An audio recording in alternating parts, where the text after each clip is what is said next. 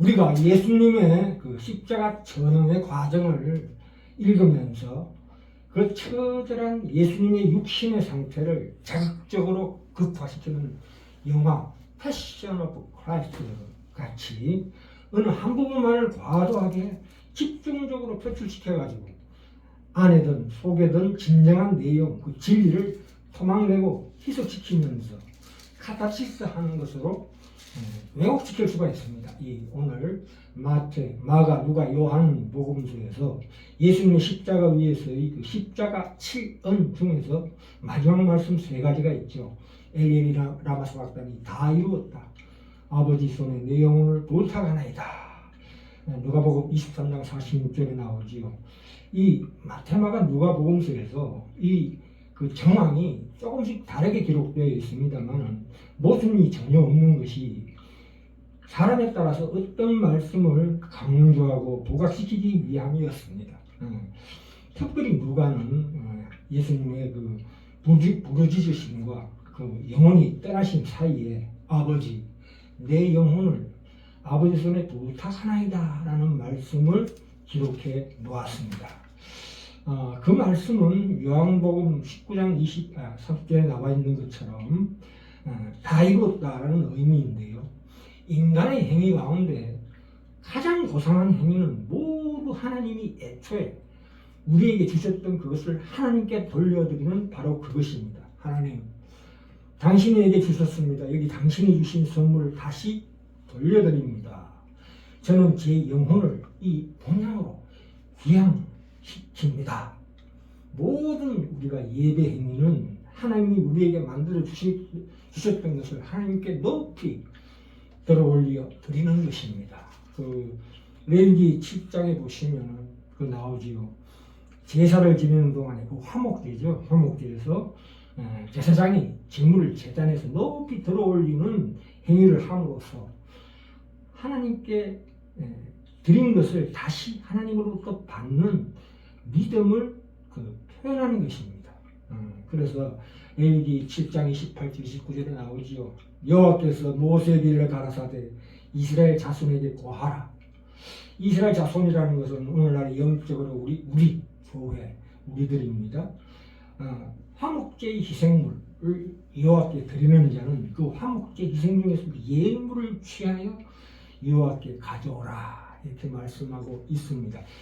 아버지 하나님께서 몸소 관대히 베풀어 주신 그 자비함 속에서 내 존재를 저와 함께 느껴 보시옵소서. 저는 당신 자녀입니다. 이런 뜻입니다. 그러니까 제 영혼은 하나님 당신 것입니다. 그러나 그것은 또한 제 것입니다. 저는 당신 것입니다. 그러므로 저는 제 것입니다. 굉장히 기쁜 내용이죠. 요한복음 14장 20절에 나오죠. 예수님께서 그날에는 내가 아버지 안에 너희가 내 안에 내가 너희 안에 있는 것을 너희가 알리라 이렇게 말씀하셨습니다. 이 육신도 마찬가지지만 이 영혼도 다시 그 근원으로 돌아가는 것입니다. 예수님께서 우리 인간의 대표자로서 삶을 마치시면서 당신의 영혼을 맡기셨던 그 마지막 행동은 그분이 평생 행해오셨던 일을 기약한 것입니다. 그래서 주님은 당신 자신을 희생제물로 바치는 이런 희생제사를 평생 올리셨습니다. 자, 우리가 육체는 영혼을 담는 그릇이라고 흔히들 말하는데 반만 맞습니다. 사실은 엄밀하게 말하면은 그 공간, 비어있는 부분이라고 할 수 있습니다. 우리가 영이라는 것은 이 그릇을 만드는 물질이 이 빈 그릇이 말하자면 우리 육체 바디라고 한다면 거기 물을 따르면 그 물이 말하자면 육체에서 발현하는 욕망이 담겨져 있는 것이죠. 그게 바로 우리 어떤 정신이나 생각이나 사고가 담겨 있는 인간이라고 할 수 있는데요. 만약에 죽음이 와서 그것이 깨지면 이 바디가 깨지고 죽음에 들어간다면은 그 지정의 그 마인드는 쏟아지게 됩니다.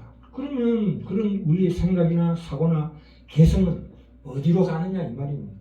그래서 이 남는 비어있는 부분 그것이 바로 하나님의 그 형상으로 하나님께서 만드신 영성, 영이라고 합니다. 그것은 그 본향으로 돌아가서 원래 가지고 있던 육체, 변화된 육체, 차원 높은 물질로 때가 되면 부활해서 기다려야 하는 것이죠. 물론 원래 가지고 있던 우리의 그 개성은 더 완벽하게 깎여져서 담겨지겠지만 말입니다. 그래서 예수님이 마지막에 가실 때에 죽음을 알고 떠나시기 전에 제자들에게 이런 말씀을 하셨죠. 요한복음 16장 21절에 여자가 해산하게 되면 그때가 이르렀으므로 근심하나 아기를 낳으면 세상에 사람 낳는 기쁨으로 말미암아 그 고통을 다시는 기억하지 않으리라, 이런 말씀을 하셨습니다. 이 세상과 헤어지는 그 고통과 외로움과 슬픔을 임산부가 어린아이를 낳는 고통에다가 비유하셨습니다. 인간의 생명이라는 것이 사실은 무엇인가 하면 우리가 이 엄마의 태 내에서 정자와 난자가 결합해서 어제까지 없었던 생명이 생기니까 세상과 유리된 독방 그 태 내에서 말하자면 10달 동안 다 보내고 달이 차면 이 아기가 그것을 어떻게 알고 엄마 바깥으로 엄마 뱃속에서 나오게 됩니다. 그것은 뭐냐 하면은 하나님께서 나를 끌어당기는 기막힌 힘입니다. 하나님의 권능이요, 하나님의 능력입니다. 그것이 우리가 찾고 구하는 하나님의 모습이라고 고린도전서 13장 12절에 나오지요. 우리가 이제는 거울로 보는 것 같이 희미하나 그때는 얼굴과 얼굴을 대하여 볼 것이요 이제는 내가 부분적으로 아나 그때는 주께서 나를 아신 것 같이 내가 온전히 알리라, 이렇게 말씀하고 있습니다. 우리가 이 마지막으로 정말 모르는 것을 알기 위해서 우리 믿음의 의지를 동원해서 그 죽음의 세계를 넘어가는 것입니다. 사실 우리 몸속에 유전자 지도라는 것도 하나의 책이라고 볼 수 있습니다. 하나님의 말씀의 문자로 쓰인 한 권의 책이라고 생각할 수가 있습니다. 그러나 그 책이 불타지고 없어진다 할지라도 그 물질을 다시 모아서 다시 문자로 재생하는 것, 곧 내 생명이 다시 새 생명으로 되돌아오는 것입니다. 요즘 과학도 유전공학, 나노기술 또는 로봇공학 이런 세 가지 기술 혁명으로 인간의 일부를 닮은 말하자면 챗봇, 챗GPT라는 그런 만들어낼 수 있습니다. 그런데 하물며 인간의 과학도 그렇게 되는데 전지전능하시고 무한하신 하나님은 오죽하시겠습니까? 자, 그러므로 이 죽음이라는 것은 따지고 보면 그리스도인들이 세대를 받을 때에 하나님의 약속, 우리 죄의 죽음에 처해지는 것, 우리 죄가 죽음에 처해지는 걸 성취합니다.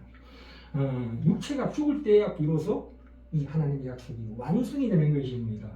그래서 그리스도인은 죽음을 두려워하는 것이 아니라 참으로 간절히 사모한다고 고백합니다. 이 죽음의 율법은 그리스도인에게 복음의 한 형식으로 우리에게 나타나게 됩니다. 그리스도인만이 하나님의 그 죄에 대한 진노를 알고 뚜렷한 의식을 가지고 죽을 때 그것을 직면하게 됩니다. 그러나 안심해야 될 것은 반대로 그리스도인은 죽음을 맛보지도 보지도 않습니다. 우리는 죽음을 느끼지도 못하고 죽음에 대해 겁먹지도 않으며 다만 잠드는 것처럼 정말로 죽지 않는 것처럼 조용하고 평화롭게 죽음으로 들어갑니다. 그러나 불경건한 사람은 죽음을 느끼고 영원히 죽음의 공포에 질리게 됩니다. 자, 오늘 제목. 예수님께서 돌아가실 때 아버지 내 영혼을 아버지 손에 부탁하나이다. 그 본향으로 보내드린 예수님의 그 희생제사를 우리도 잠들기 전이나 날마다 또 죽음이 앞에 닥쳤을 때 반드시 이런 기도를 드리셔서 하나님과 함께 대면하는 놀라운 축복을 누리시기 바랍니다.